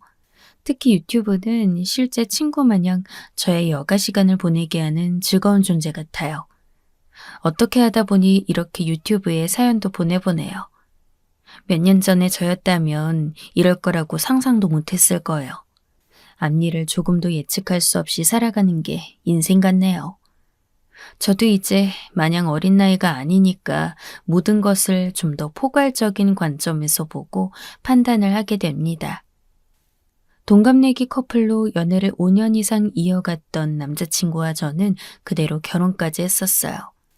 사실 연애 도중에 크게 다퉜던 일로 2번을 헤어졌는데 그럴 때마다 결국 서로를 찾게 되었고 재결합을 했었죠. 중간중간 다퉜던 게 거의 남자친구의 바람기라든지 그에 비롯된 제 의심이 커지면서 그렇게 됐던 건데요. 지금 돌아보니까 그런 것들이 전부 신호가 아니었나 싶습니다. 뭔가 저에게 미지의 영역이 사인을 보내줬던 거죠. 쟤는 그런 남자다. 그리고 그런 기질은 바뀌지 않는다. 하지만 저는 결혼에 대한 상의가 오가는 동안 저희 2사람 사이에 잡힌 분위기가 너무 좋았기 때문에 흔쾌히 청혼을 받아들였어요. 제가 인생에서 가장 예쁜 시기라고 생각했던 20대의 대부분을 같이 보낸 상대와 결혼을 하는 게 의미가 깊다고 여겼죠. 한편으론 당연하다고 생각도 했네요. 저희는 무난한 맞벌이 부부의 모습이었어요. 일개미처럼 열심히 야금야금 차곡차곡 돈을 모아갔죠. 앞으로의 저희 미래를 바라보면서요. 남편하고 지내는 일상이 매번 좋지만은 않았으나 그래도 남들 역시 다 그렇게 결혼 생활한다고 생각을 했고요. 배우자라는 것이 모든 것을 내어보일 수 있는 나만의 편, 나만의 지원군이라고 전 그렇게 알고 살았습니다. 그리고 결혼 2주년을 지나온 결혼 3년 차를 맞이한 어느 날이었어요. 점심을 먹고 자리로 돌아와 쌓여있던 업무를 한 번에 열심히 처리하고 퇴근 전에 조금 여유로운 시간을 보낼 작정이었죠. 그런 계획을 가지고 집중해서 일을 거의 다 처리해놨는데요. 한숨 돌리던 타이밍에 제 인스타그램으로 웬 대화 알림이 날아들었어요. 혹시 SNS를 전혀 안 하는 분들도 계실까요? 웬만한 사람들은 다 알고 또 대부분의 젊은 층 사람들이 하고 있는 게 SNS 중에서도 인스타그램인데요. 자기 계정에다 사진이나 영상을 올리면 그런 일상이 공유되는 거예요.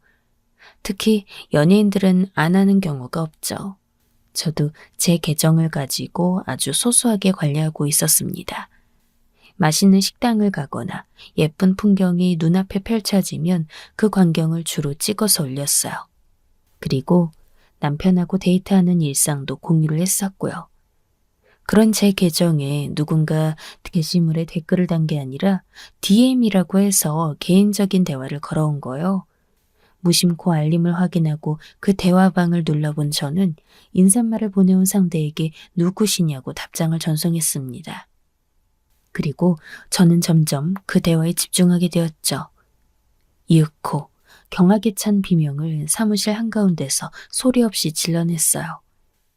의지를 벗어나 손이 자동으로 덜덜 떨린다는 게 뭔지 그때 처음으로 체감했죠.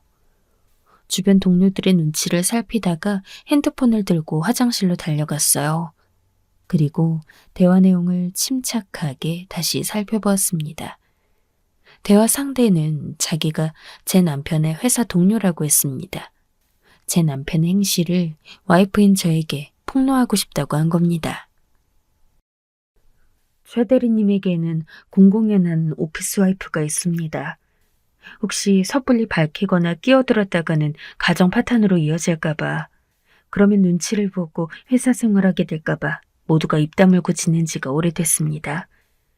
원망의 화살을 받고 싶은 사람은 아무도 없으니까요.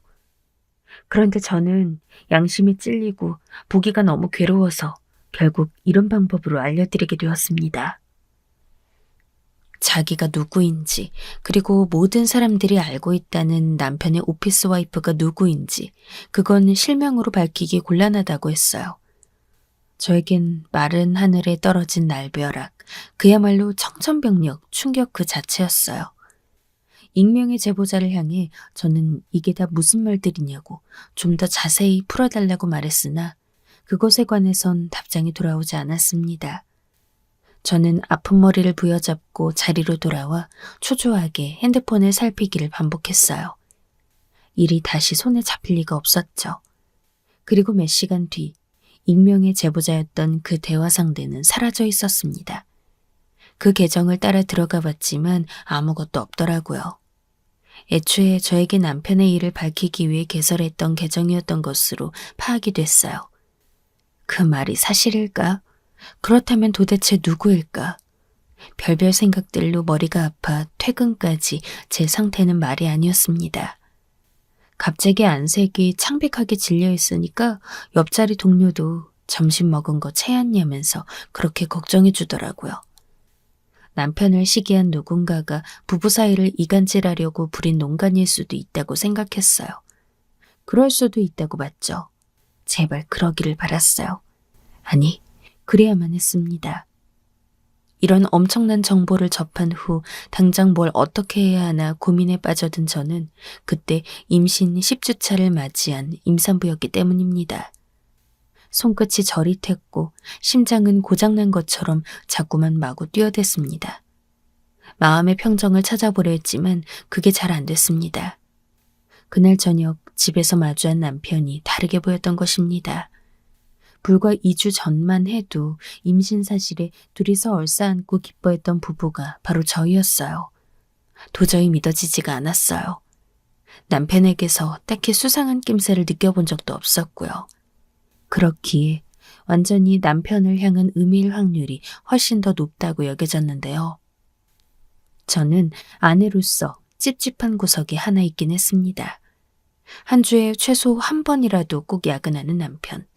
한 달에 한 번이나 두 번은 반드시 주말에 개인 약속이 있다고 나가는 남편이요. 이 고정적인 생활 리듬이 신경 쓰였어요. 같은 회사 사람이 불륜 상대라고 친다면 더더욱 신경 쓰이는 점이었죠. 대체 야근 때마다 뭘 하고 있었을까 싶었거든요. 차마 가족에게도 쉬이 털어놓을 수 없는 고민이었고 저는 혼자 싸매고 있을 수는 없어서 고등학교 동창이었던 절친에게만 이 사실을 알려주며 상담을 청했습니다. 그림쟁이 프리랜서라서 시간 조절이 자유로운 친구거든요. 친구와 머리 맞대고 상의를 하면서 저는 남편 물건들을 뒤진 흔적이 안 남도록 열심히 살펴보기 시작했어요.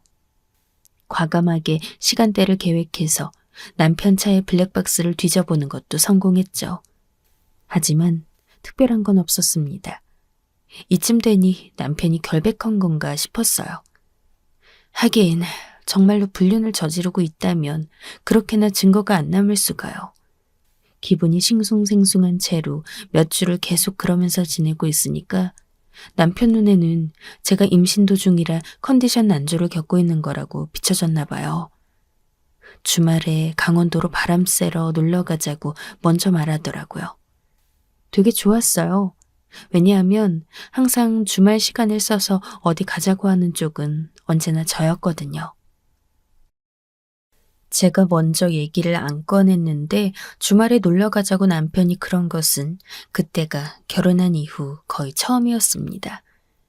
저희는 같이 어디 나갈 때면 운전은 항상 남편이 했고요. 꼭 제 차를 가지고 갔어요. 이번에도 남편이 당연하게 자기 차가 아니라 제 차를 타고 가자고 하더군요.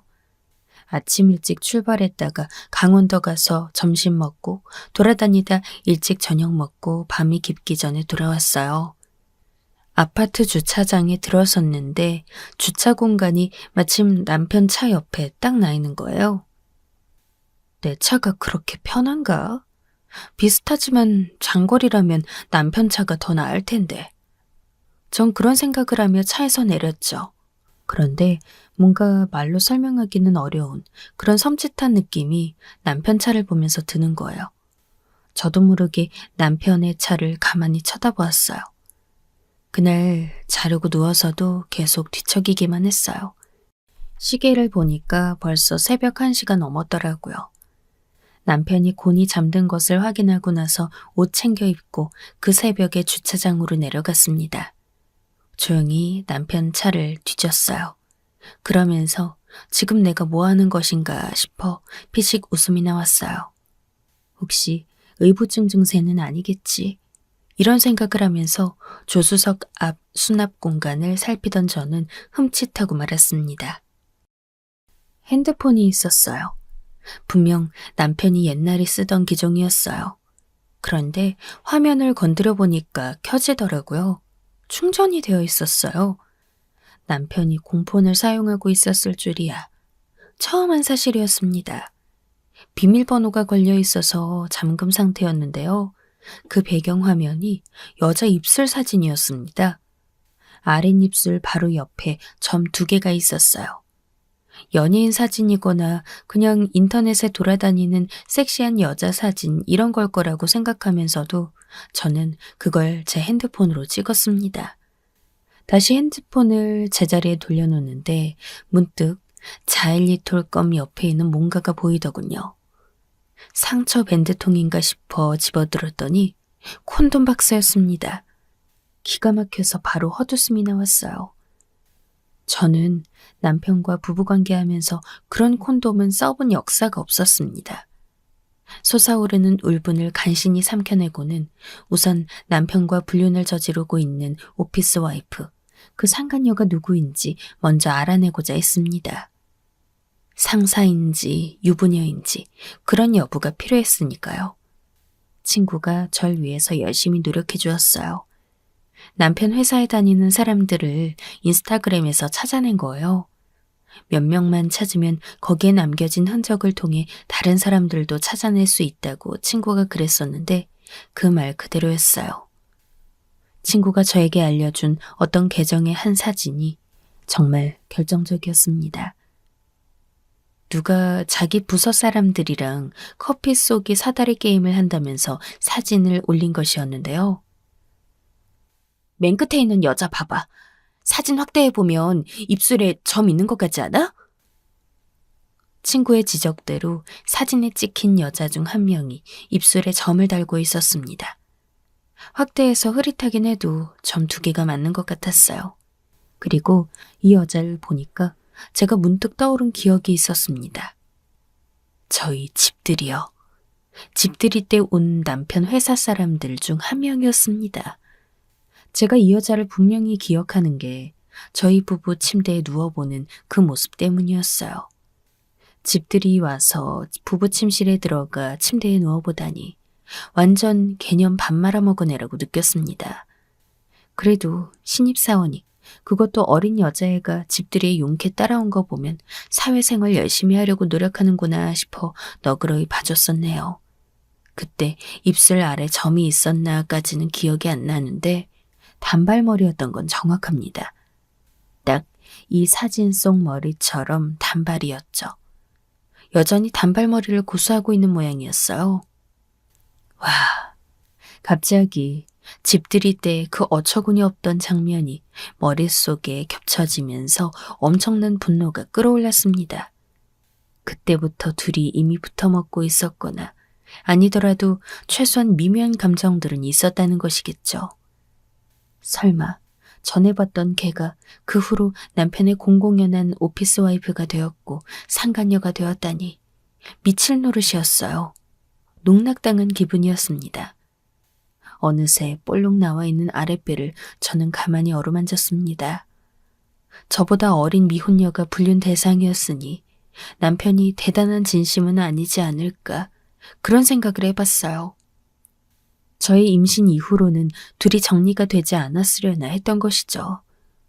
얼마나 어떻게 만났든 회사 사람들은 그 모습만 봤던 거고 이제는 둘 사이가 다르지 않을까 전 그렇게 여겼어요.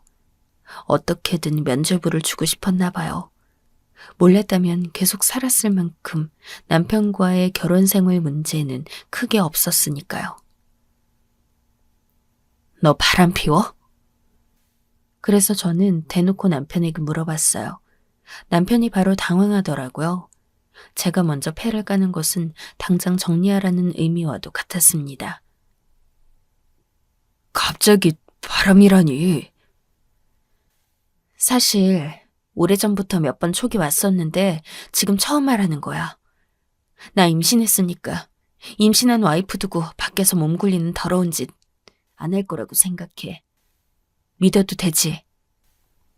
제 질문에 남편은 사색이 되어서는 정신없이 고개를 끄덕였어요. 표정 관리 못하는 걸 보니 속이 쓰렸습니다. 저건 불륜 맞다고 확인해 준 거나 다름없었죠.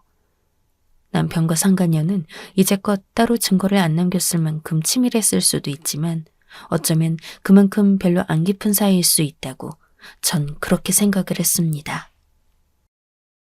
하지만 며칠 뒤 남편이 말도 없이 퇴근이 늦어지더니 늦은 밤에 만취한 채로 집에 돌아왔어요. 왜 이렇게 마셨냐고 물어봐도 실실 웃기만 하고 완전 취했더라고요.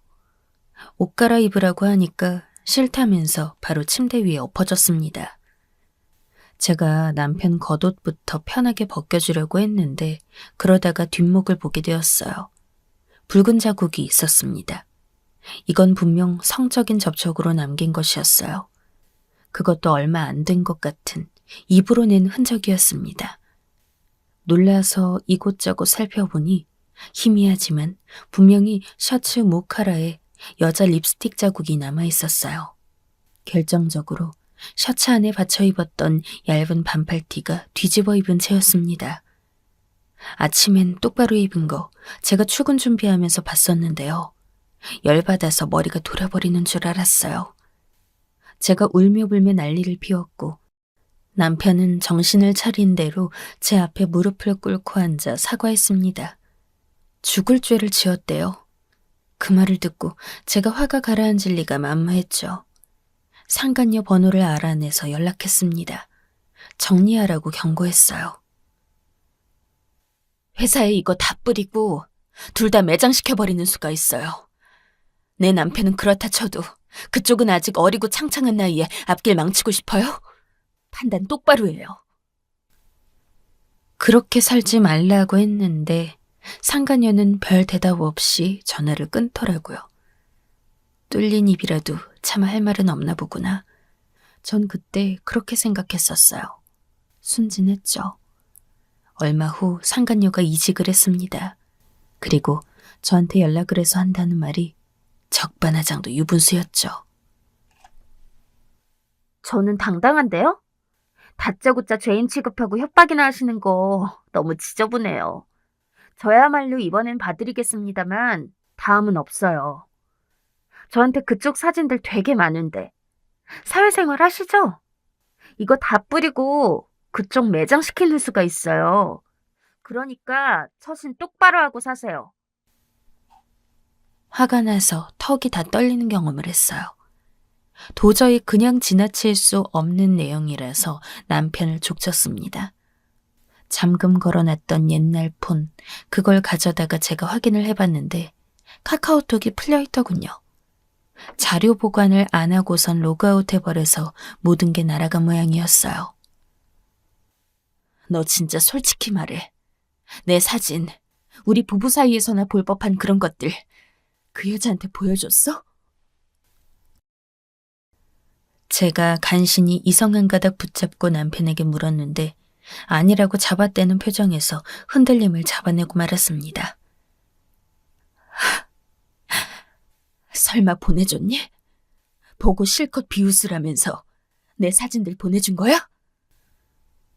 아니라면서 고개를 흔드는 남편의 모습이 거짓말이라는 것을 제 본능이 알아채지 못했기를 바랐지만 저는 다 느껴버렸어요. 이성을 잃은 미친년이 되어 울며불며 난리를 쳤습니다. 남편이 제 앞에서 무릎을 꿇고 엎드려 비는 모습도 그저 중후스럽고 가증스러웠어요. 저의 일상은 완전히 박살이 나 있었습니다. 그런 채로 드디어 저는 상간녀를 마주했습니다. 연락에 응하지 않더니 제가 정말로 당당하다면 나오라고 하니까 만나러 나와주더군요. 태어나서 이렇게 뻔뻔한 사람을 처음 봤어요.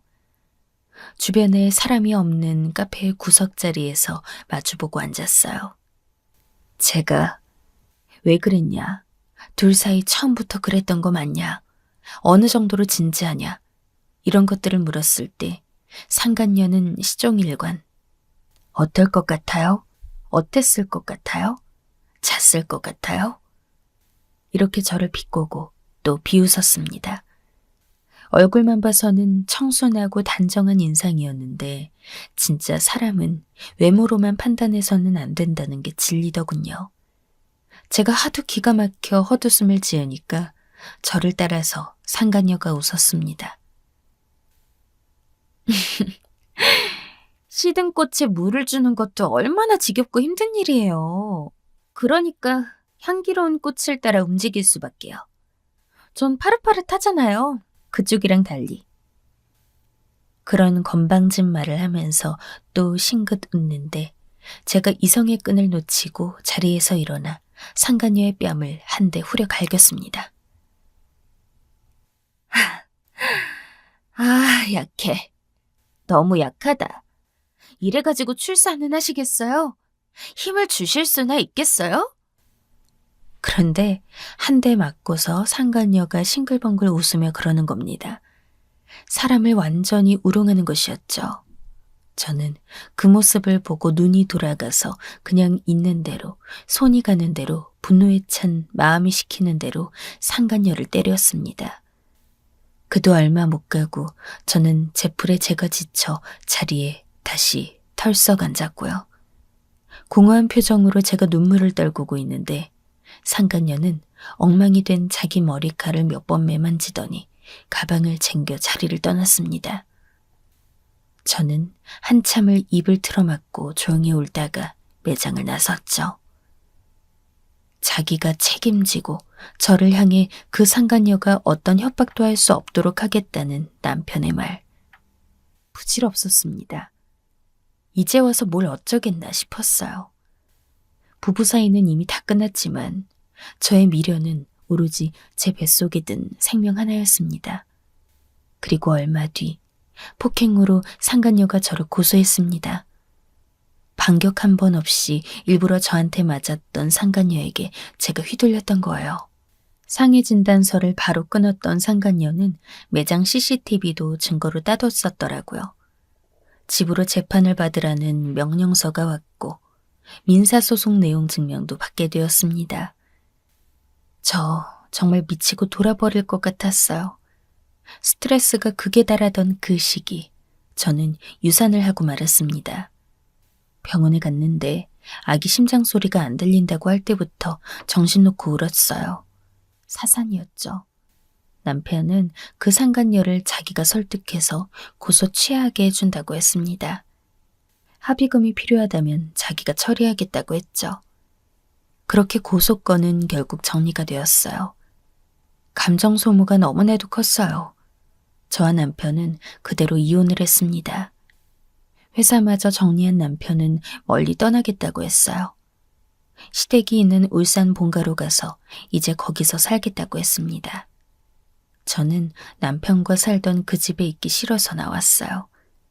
집을 바로 처분하려고 했지만 가족들이 말려서 그러진 않았고 새를 놓았습니다. 대신 저는 다음 회사랑 가까운 작은 빌라의 방을 얻었어요. 기존 회사는 아무래도 제 유산, 이혼 문제를 동료들이 자연스레 알게 되면서 머무르기가 불편해졌거든요. 상간녀 사건을 겪으며 너무 힘들었던 탓에 원래도 퇴사를 생각하고 있었기도 했고요. 퇴사하고 반년 만에 재취업을 했습니다. 혼자 조용히 살았어요. 코로나가 터져서 사회 단절이 일어났는데 그걸 환영하는 소수의 사람이 바로 저였죠. 그렇게 살아가던 어느 날 친구로부터 놀라운 소식을 듣게 되었습니다. 다름 아닌 그 상간녀가 죽은 것 같다는 얘기였어요. 저의 그 모든 사정을 알고 지켜봐 왔던 저의 절친, 그 친구가 상간녀의 인스타그램 계정을 알아서 가끔 염탐을 해왔다는 거예요. 그런데 최근 들어가서 보니까 상간녀가 올린 게시글에 달린 댓글이 고인의 명복을 빌어주는 내용들이라는 겁니다. 제가 깜짝 놀라서 이러다 말고 그 계정에 저도 들어가 봤어요.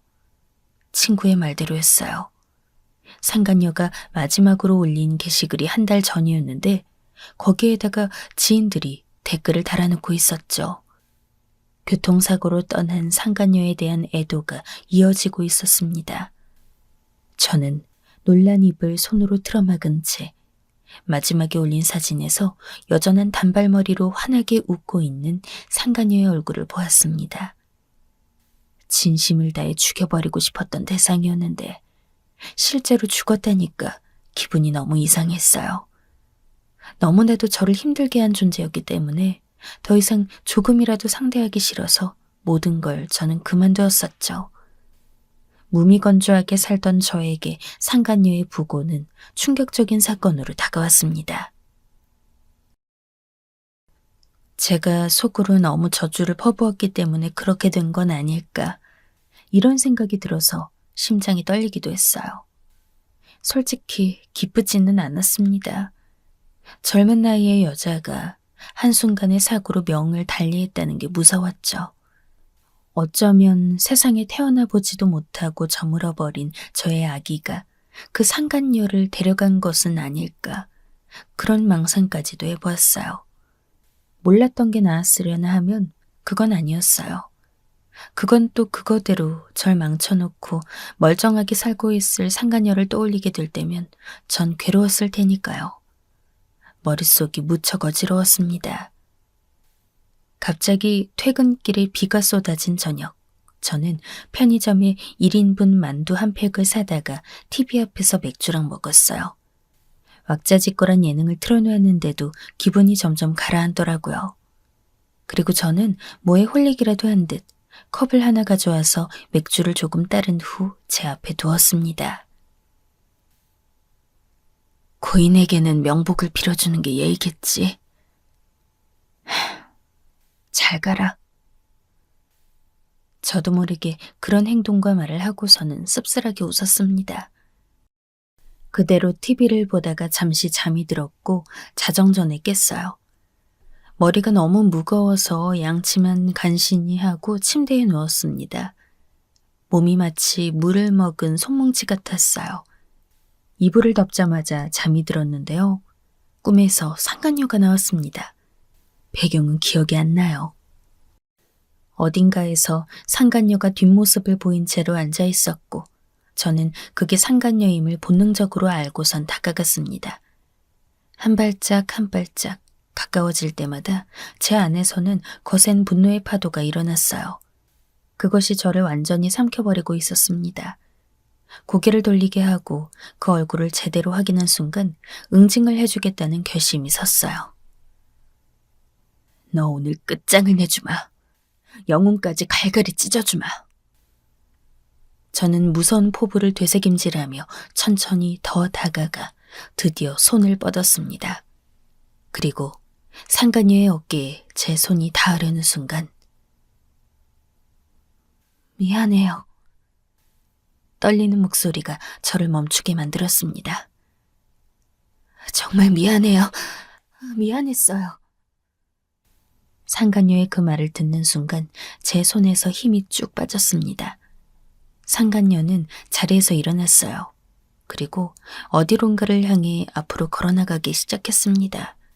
저는 그런 상간녀를 불러 세우고 싶었는데 목에서 뭐가 걸려서 말이 안 나왔어요. 점점 더 상간녀는 멀어져 가고 있었는데 희한하게 그럴수록 제 안에서는 분노의 파도가 잠잠해지고 있었습니다. 어느새 고요한 물결만이 잔잔하게 제 안에 남아있음을 느끼며 저는 조용히 눈물을 흘렸습니다. 얼마나 울었을지. 한참을 그러고 있다가 문득 눈을 떴더니 현실 속 침대 위였어요. 눈가가 축축했습니다. 꿈에서 아주 오랜 시간을 마치 영겁의 세월을 보낸 기분이었는데 핸드폰을 집어 시간을 확인해 보니 아직 새벽 6시가 안 된 시각이었어요. 정말로 이상한 꿈이었다고 생각했습니다. 저는 분명히 이혼 이후로, 아니 정확히 짚어보자면 상간녀의 존재를 알게 되었던 그 시점부터 불행으로 점철된 나날을 보내고 있었어요.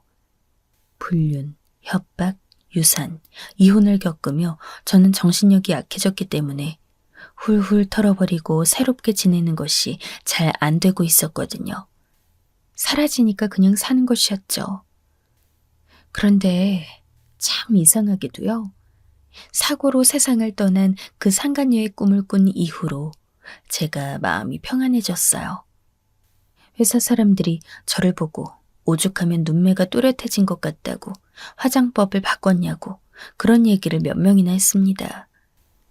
제가 스스로의 의도와는 상관없이 점차 기운이 돌면서 활력을 띠고 있을 때 부서 팀장님은 안 좋은 때를 지나고 있었어요. 저희 부서뿐만 아니라 진짜 회사 전체에서 남녀 통틀어서 가장 인기 있는 인물이 팀장님이었는데요. 완벽하리만치 잘난 사람에게는 당연히 임자가 있었습니다. 오래 사귄 여자친구가 있었고 코로나 때문에 날짜가 엎어졌을 뿐이지 결혼하는 사실에는 변함이 없다고 했거든요. 그런데 그 여자친구랑 헤어졌다는 거예요. 소식통인 과장님께 듣기로는 여자친구가 바람을 피워서 그렇게 됐다나. 그래서 팀장님이 요새 계속 저기압이었던 겁니다. 팀장님은 저보다 고작 1살 차이였지만 벌써 그 정도의 회사에서 팀장직을 역임하고 있을 정도로 능력자였어요. 학벌이며 스펙 좋은 건 공식이었고 집안 빵빵한 건 비공식이었습니다. 그렇게 잘난 사람이었는데 기본적으로 매너가 좋았고 업무적으로 능력이 뛰어났어요. 한마디로 그림의 떡이었죠. 너무 다른 세계의 사람이라 저는 오히려 아무 생각도 안 들었어요. 연예인 보면서 내 이상형이라고 떠들지만 직접 만나고 사귀어 볼 계획은 안 짜잖아요. 그런 거랑 같은 이치였죠. 코로나 때문에 회식은 진행되지 않고 있었으나 대신 부서별로 적은 인원끼리 먹는 것에 한해서는 회식비 지원이 나오게 되었어요. 거의 대부분의 사람들이 점심 식사로 그 기회를 써먹고는 했죠. 어느 날 대리님, 주임님, 저, 그리고 저랑 친한 직원, 이렇게 넷이서 칼퇴근하고 수제 돈가스 집 가서 맥주랑 즐기는 이른바 돈맥으로 회식을 하기로 했어요. 귀한 금요일로 잡았기 때문에 다들 신경 쓰고 있었고요. 그런데 친한 직원이 점심 먹고 탈이 난 거예요. 급체를 했는지 장이 뒤틀리는 느낌이 든다고 했습니다. 입술이 허옇게 질려서는 결국 업무를 다 보지 못하고 1시간 먼저 퇴근하게 되었어요. 나머지 셋이서 가야 하나? 아니면 다음을 기약해야 하나? 그러고 있는데 여차저차 상황이 어떻게 돌아가더니 팀장님이 그 자리에 대신 들어왔습니다. 퇴근하고 할 일도 없는데 저희랑 같이 저녁을 먹고 싶다는 거예요. 무려 팀장님이 그러시는데 저희가 다 수긍을 했죠. 분위기 좋은 수제 돈가스 집에서 맥주 한 잔씩 같이 즐기면서 이런저런 얘기를 나누었습니다. 당연히 주인공은 팀장님이었죠. 여자친구가 바람을 피워 헤어졌다는 그 소문이 맞다고 시인하더라고요.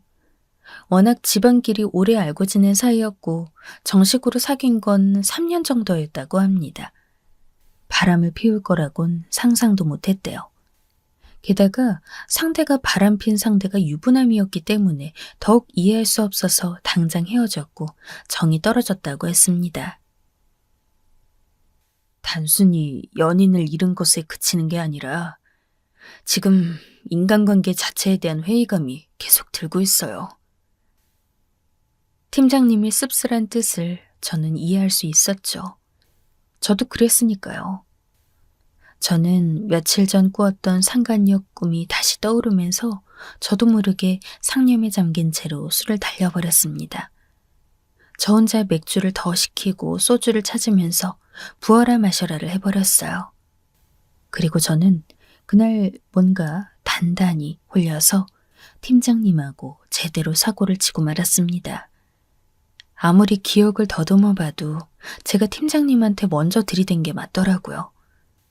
대리운전을 부른 팀장님이 자기 집으로 가는 방향에 저희 집이 있으니까 태워다 주겠다고 했거든요. 저는 회사랑 집이 멀지 않았어요. 당연히 회사 근처의 그 식당에서도 집이 가까운 편이었는데 그 짧은 거리를 가는 동안 갑자기 비가 오는 겁니다. 예고 없이 쏟아진 비였어요. 집 앞에 차는 도착했는데 저는 혼자 들어가기 싫다고 무섭다고 팀장님한테 졸랐던 것 같습니다. 도대체 왜 그랬는지 저도 이해가 안 가요. 나중에 듣기로는 제가 비 오는데 어두운 집 혼자 들어가기 겁난다고 이런 식으로 얘기를 했었다네요. 그래서 팀장님은 제가 스토킹이라도 당하나 싶었다고 합니다. 걱정이 되니까 비틀대는 저를 부축하고 저희 집까지 같이 올라가 준 거예요. 그 뒤로는 제가 작정하고 팀장님을 못 가게 막았던 것 같아요. 대리기사님은 저희 집 앞에서 퇴근을 하셔야만 했죠. 제가 그런 여자였다니 정말 믿어지지 않았습니다. 팀장님을 회사에서 다시 볼 낯이 없어서 최악으로는 퇴사를 생각했어요. 심지어 원래 저는 다른 사원들보다 더 팀장님이랑 전혀 가깝거나 친하지 않았어요. 그런 삭막한 관계였는데 하룻밤 사고를 쳐버린 게 믿어지지 않았습니다. 그런데 더 믿기 힘든 일이 일어났어요. 저는 그 일에 없었던 일로 못하겠으니까 우리 두 사람이 어떻게 지낼지 서로 좋은 방향으로 고민해 봅시다. 죄송하다고 사과하는 저에게 팀장님이 그런 말을 한 겁니다. 이성에게 그런 여지를 준다는 게 어떤 의미인지 저도 알고 있었으므로 얼굴이 화끈거렸죠. 회사 팀장님이랑 이런 일이 있었다고 친구에게 또 털어놓았는데요. 대화를 하다가 문득 제가 상간녀 얘기는 빼놓고 그 이상한 꿈을 꾼 이후로 나한테 좀 변화가 생긴 것 같아. 아무래도 그래. 너도 뭔가 마음에 걸리는 꿈을 꾸면 무시하지 마. 꿈에 대한 걸 알려줬죠. 자기는 꿈 자체를 안 꾼다며 시큰둥했던 친구였는데요. 며칠 후 저한테 전화가 왔습니다. 친구의 아버님께서 쓰러져서 지금 병원에 와 있다는 거예요. 아빠가 어디에 갇혀서 못 나오는 꿈을 꿨거든? 그런데 오늘 아까 화장실에서 뭔가 우당탕 소리가 나는 거야. 원래 같으면 그런가 보다 하고 무시했을 텐데 네 말이 갑자기 머리를 스쳤어. 그래서 가봤더니 아빠가 가슴팍을 부여잡고 쓰러져 있더라고. 많이 놀랐는지 조금 울먹이면서 친구가 하는 말에 제가 정말 놀랐고 안도의 한숨을 내쉬었어요. 이 친구가 원래 반응이 무심하거든요. 고등학교 때도 그랬어요. 수업이나 자습 중에 갑자기 뒷문이 열리면 다들 반사적으로 돌아보는데 친구는 그러질 않아서 제가 오, 무신경 하면서 놀리기도 했는데요. 꿈, 그리고 제가 한 말 덕분에 무사했던 거라면서 친구가 고맙다고 했어요. 일찍 바로 발견해서 천운이었고, 만약 늦었다면 친구의 아버님께서는 후유증을 앓게 되셨거나 최악으로 잘못되었을 수도 있는 상황이었습니다. 신기하면서도 어딘가 오싹하기도 하고 아무튼 묘한 기분이 들었어요. 제가 전 남편과 같이 살았던 그 집, 제가 거기서 지내기 싫어서 다른 사람한테 세를 놓고 있었는데요. 그 아파트의 집값이 그야말로 폭등을 했습니다. 결혼할 때 무리해서 욕심냈던 신혼집이었고, 이혼하면서 전 남편이 위자료랍시고 저에게 남기고 간 재산이었어요. 결혼 2주년을 기점으로 대출의 대부분을 갚았고, 이혼하고 전 남편과 정리하면서 사실상 완전히 갚게 되었습니다. 행여나 불륜 저질렀던 것으로 나중에 자기 아들 발목 잡고 신세 망치려 드는 일은 없었으면 한다면서 전 시부모님 두 분이 집의 대출금을 상당수 갚아주셨거든요. 위로금이 아니라 입마금 값이었죠. 그랬던 저희 집이 수억이나 올랐어요. 실거주에는 그다지 매력을 못 느끼고 있었기 때문에 적절한 타이밍을 맞춰서 매매를 하려고 합니다. 저는 지금 사귀고 있는 남자친구와 연애를 시작한 지는 그렇게 얼마 안 됐지만 결혼을 하게 될 것 같아요. 저에 비해 남자친구 자체도 그렇지만 그쪽 집안이 워낙 좋아서 결혼은 힘들지 않을까 싶었는데 상상도 못하게 흐름이 잘 가더라고요. 남자친구에게는 이미 결혼해서 아이 둘을 낳은 친누나가 있는데요. 잘생긴 남자친구랑 남매 아니랄까봐 아이 엄마라고는 믿기 어려울 정도로 날씬하고 예쁜 외모에 시집도 엄청난 집안으로 간 분입니다. 제가 그 누나분이랑 잠깐 만나서 이야기를 나눈 적이 있었어요. 만났다기보다는 마주친 자리였기 때문에 전 껄끄러웠는데요. 어차피 남자친구로부터 제가 이혼녀라는 걸 들어서 알고 있을 테니 그 부분이랑 현재 재산은 얼마 정도 있는지 하는 것들을 솔직하게 털어놓았습니다. 상간녀 때문에 별 고생 다 했던지라 그 정도의 재산은 보유하게 되었다고 조금 자조적으로 웃으면서 말했어요. 그랬는데 그 누나분이 갑자기 불타오르는 겁니다. 자기는 집안끼리 그렇게 오래 다 알고 지냈으면서도 자기 동생이랑 결혼 약속해놓고 유부남이랑 바람 피웠던 기집애 때문에 아직까지 배신감과 충격으로 들끓고 있다는 거예요. 지금 그 상간녀 얘기 들으니까 또 막 속에서 화가 타오르네요. 기혼자 건드리는 미친 것들은 이 사회의 악입니다. 피해자는 하나도 잘못한 거 없는 거거든요. 앞으로 더 행복해지는 게 맞는 순리죠. 흥분해서 그런 얘기들을 하더니 저한테 자기 동생과의 사이를 무조건 강력 지지하겠다고 했어요. 가정 파탄자 상간녀들한테 피해를 입은 두 사람끼리 운명처럼 잘 만나 행복해질 것 같다고 그런 말을 덧붙이더군요. 제가 한참 떨어지는 조건인데 결혼이 이렇게 성사되는 건가 싶어서 얼떨떨했습니다.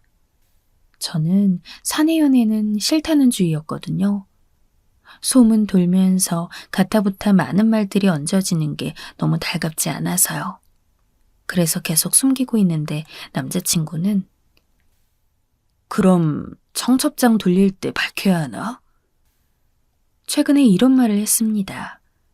간접적으로 청혼을 받은 셈이 되어버려서 얼굴이 화끈거리더라고요. 저는 제 입에서 결혼의 결자도 한번 꺼낸 적 없었는데 남자친구랑 사귀면서부터는 상황이 자꾸 결혼하는 쪽으로 금방 흐르고 있습니다. 제 남자친구는 당연히 앞서 말씀드렸던 바로 그 팀장님이에요. 너무 잘난 존재가 있길래 입사했을 때부터 저와는 다른 세계 사람이라고 못 봤고 차마 개인적인 친분을 쌓아볼 욕심조차 안 냈던 게 바로 팀장님이었는데 설마 사귀게 되다니 이건 말도 안 되는 것 같아요. 게다가 결혼을 목전에 두게 된 상황입니다. 이게 전부 다 무슨 일인가 그런 생각만 들어요. 아무리 고심을 해봐도 상간녀가 저에게 사과했던 그 꿈을 꾼 이후 딱 그때부터 제가 다 잘 풀리기 시작한 게 맞거든요. 엄청난 우연의 일치일까요? 아니면 정말로 미안함을 가지고 상간녀가 저에게 좋은 길을 열어준 걸까요? 꿈에서 상간녀의 미안하다는 그 말에 제 안에서 분노가 사라진 걸 느꼈었는데 그러면서 나쁜 기운이 물러간 걸지도 모르죠. 어찌되었든 중요한 건 저는 엄청나게 꿈만 같은 행복한 일상을 지금 현재 보내고 있다는 사실입니다.